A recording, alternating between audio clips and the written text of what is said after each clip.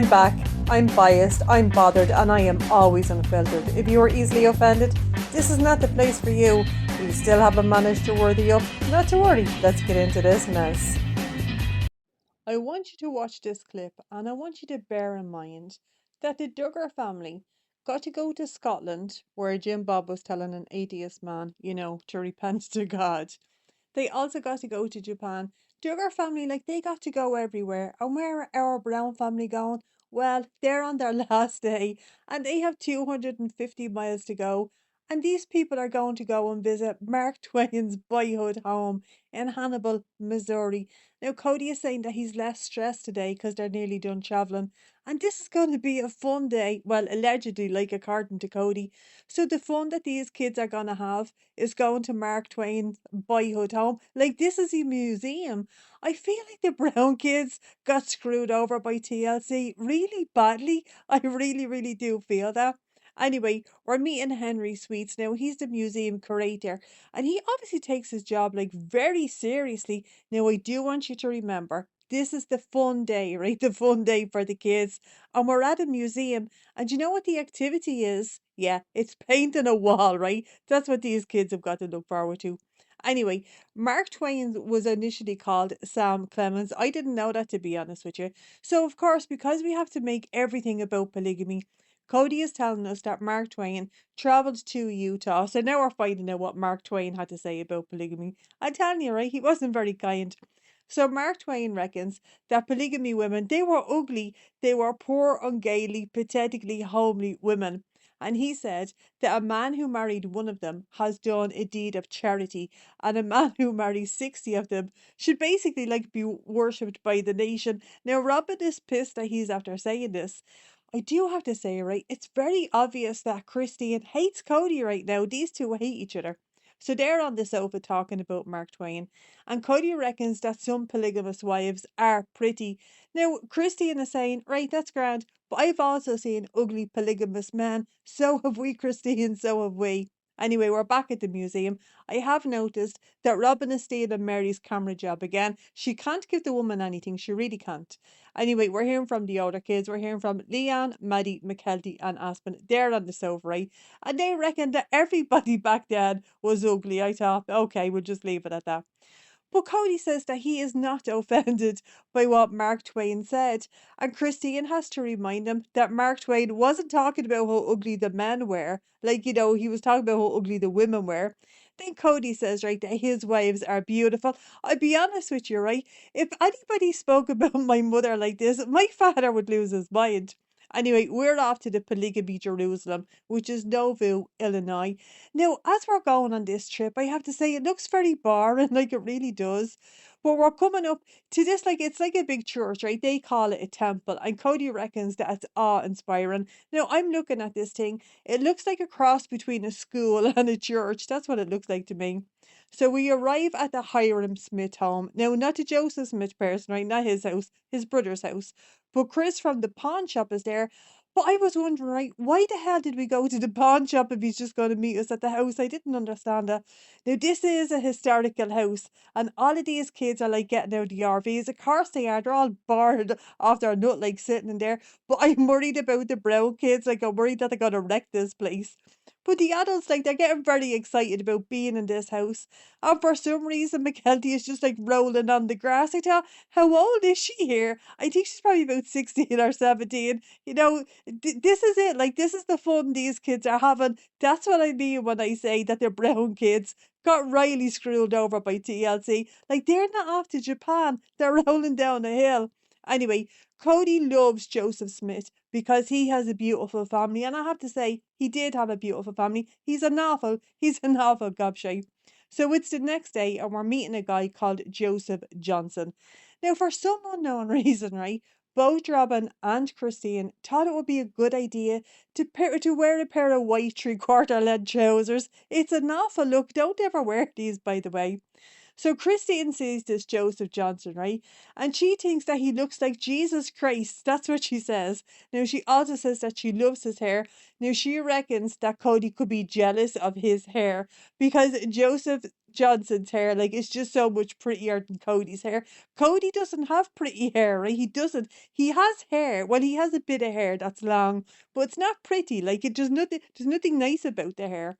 Anyway, she's doubling down on the fact that she loves Joseph Johnson's hair. Right? She just loves it. I think Christine really cannot stand Kody at this stage.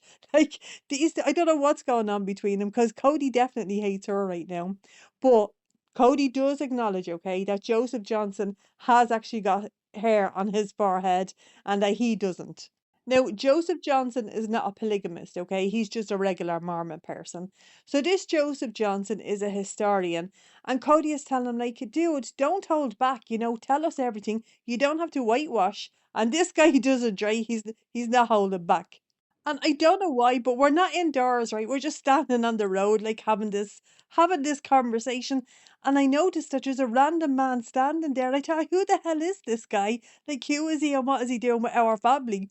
But we're finding out, okay, that Hiram and Brigham, right, they were walking on this road and they met each other. So Hiram wanted to know if his brother Joseph Smith was a polygamist. So Brigham says to him, yeah, like that, basically, like he is a polygamist, and he started telling him all about the polygamy. So they're talking about the Hiram and Joseph and all of that, okay, which I don't care a bit about, but I am mesmerized by Cody's hair here. Just look at it, right? Just stop whatever you're doing for a second. Just look. It looks like it's just one piece of hair. He must have hairsprayed the fuck out of it. Like, just look at it. It's not even moving. Like, it just looks like one piece of hair. Anyway, according to Kody, God said to Joseph Smith, just go forth and like bang lots of people, right? Apparently that's what God said. Now, we also find out that Joseph Smith had 33 wives. Now, Cody and the family thought it was 17. It's not, because the historian told us, right? It's 33. And Cody thinks that it would be very difficult on poor old Joseph Smith with the 33 wives. But out of the 33 wives, 12 of these women were already married. Now, the family's mind is just blown by this. I'll tell you, right, this just sounds like a big orgy to me. It's like wife swapping, but on steroids. It really is. Talking of wife swapping, right? Do you remember that show, Wife Swap? I loved that. TLC has missed out a great deal because if we had a wife, oh, actually, we could still do it. If we wife swapped it, okay, with Michelle Duggar and Robin Brown, oh my God, everybody would watch that. I guarantee you, right? That would be a hit. Everybody would watch it. Anyway, the family can't believe this, right? About the married women. I don't know why. I don't know why. This just sounds like a religion that a sex addict made up. That's what this religion sounds like to me. Anyway, Cody reckons that Joseph Johnson is wrong. I don't. I reckon that he's right. But Janelle, right? Because Janelle is smart. She doesn't care, right? Now, Janelle says that Joseph Smith, like, he's just a man. He's not Jesus and he's not God. Like, he is just a man. I don't know why Cody loves this guy so much, but, like, he does apparently. Anyway, it's the next day and we're back with the Joseph Johnson. Now, I did notice that Joseph Johnson has the same shirt on him. It's just in a different colour. I love that. I do that all the time. Like, when I like something, I will just repeatedly buy it, like, just in a different colour. Anyway, so we're finding out about this guy, right? So there was a newspaper printers and they were printing that Joseph Smith was a polygamist. And because like the town people were in an uproar, it was decided to get rid of this printing place. So we find out that Mary's great great great grandfather was watching this printing press just burn down. Like he wasn't doing anything about it, he was just watching it. So after the press gets burnt down, Joseph Smith has to go to court. So now, of course, we're in the courtroom. And of course, Robin has the camera again. I thought, give Mary back her job. Anyway, so in the courtroom, right, with Joseph Smith, he posted his bail. But when he was leaving the courtroom, him and Hiram, they get charged with treason. I thought, I'm not surprised. I'm really not surprised. So there's also a museum in this area. Now the museum collects all the polygamy things, but like the Browns aren't allowed to go inside of it. They're getting very upset about it. But I was thinking, it's the camera crew. Like they don't want a load of polygamy people in there. They also don't want like the camera crew. Anyway, Joseph Smith and Hiram Smith, they're put in jail. I have been to a jail before, right? I've been to Kilmainham jail. Very eerie place, very, very sad place. It really, really was. Anyway, so in this jail, right, they were put upstairs. And then we find out that it was Robin's great, great, great grandfather. His name was John Fulmer, right? Now, he was a solicitor and he was a solicitor for Joseph Smith. And apparently that's who Solomon is called after. I thought, why did he not just call him John? Like, why not just call, like, John is a grand name, you know? Anyway, so according to them, right, John, the solicitor, he went to get help, and that night a mob came to the jail. I'm not surprised, right?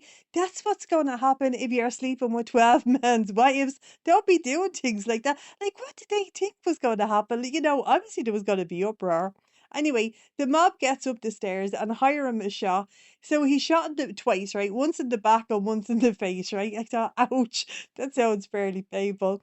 But then Joseph Smith went over to the window. Now he gets shot, all right, and then he falls out the window. But like as he falls, some guy just grabs him by the hair and pulls him over to the well, and like he puts a bayonet through him, so like he's definitely dead. I thought they weren't taking any chances. They're probably sick of these two guys like sleeping with their wives, you know. Anyway, so all of this was caused like by polygamy. That's how that's what caused all of this mayhem. Now Cody thinks that it's very unfair that there was no trial. I thought, well, is it really unfair, Cody? Is it like obviously that's gonna people are gonna be upset like if you're sleeping with their wives. Like don't do that. Like if you want to get 33 wives, right? Get 33 people at least that aren't married. Because these are married women like with families, you know, don't be doing stuff like that. Anyway, so we're back in the Hiram Smith house and we're having food outside and we see an adorable, truly Maggie Simpson just up on the table. Now she's only a baby, right? She's only a baby. And Mary says, I guess she's ready to start. I thought, for God's sake, Mary, for God's sake. Anyway, Cody reckons that when he's feeling sorry for himself because his wives are treating him like a ping pong ball, that he should remember that other people sacrificed so that he could just like live his life. Now, Cody says that he's grateful for Joseph Smith and he knows it's crazy and it might cost him his life, but he believes in the principle of plural marriage. I thought, calm down, Cody Brown. Like, calm, nobody's going to kill you. You're not going to lose your life just because, you know, you like banging for women. And by the way, at this stage, he's only like we literally know he's only bagging Robin. Anyway, that is the rest of our recap. I hope you guys enjoyed. And if you did, go ahead and hit subscribe. And I will catch you in the next one. Have a great day.